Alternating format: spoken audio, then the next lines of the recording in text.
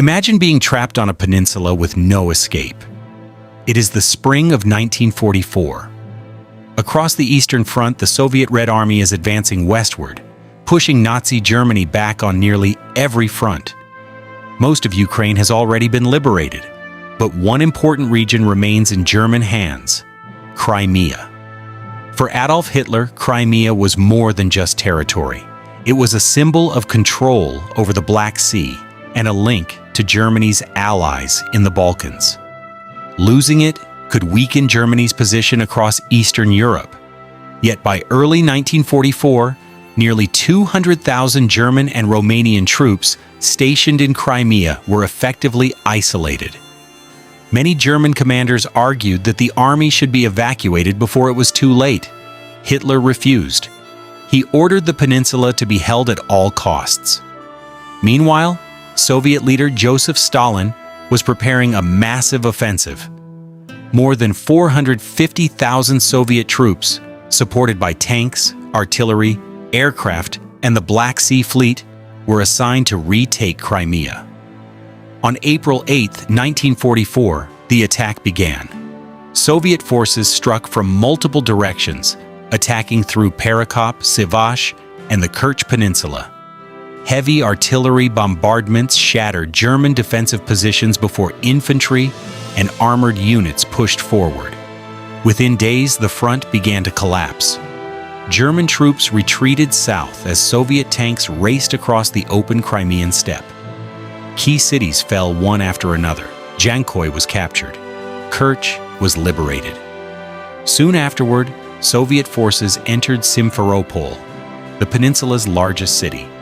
The German command realized that holding Crimea was becoming impossible. Their last hope was Sevastopol. This city had enormous symbolic importance. It was one of the strongest fortified positions in the region and the main naval base of the Black Sea.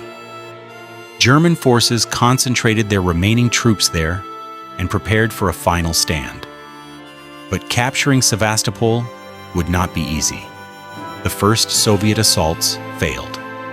The defenders fought fiercely from fortified positions, especially around the heavily defended Sapun Ridge. Soviet troops suffered heavy casualties and were forced to regroup. Then came a third assault. On May 5th, Soviet forces launched a massive attack supported by overwhelming artillery and air power. Day after day, fierce fighting raged across the hills surrounding the city.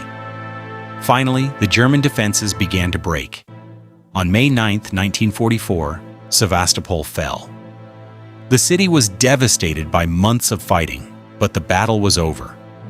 The remaining German troops retreated to Cape Chersonis, hoping for evacuation by sea. However, Soviet aircraft and naval forces attacked transport ships and blocked many escape routes. Thousands were trapped. Within days, organized resistance collapsed. Large numbers of German soldiers surrendered, while others were killed or captured. The Crimean offensive ended in a decisive Soviet victory. Germany lost one of its last strongholds in the Black Sea region, while the Soviet Union regained control of Crimea and secured its southern flank for future offensives. For Nazi Germany, it was another major defeat in a year filled with setbacks. And for the Red Army, it was one more step on the long road toward Berlin. Now here's a question for you.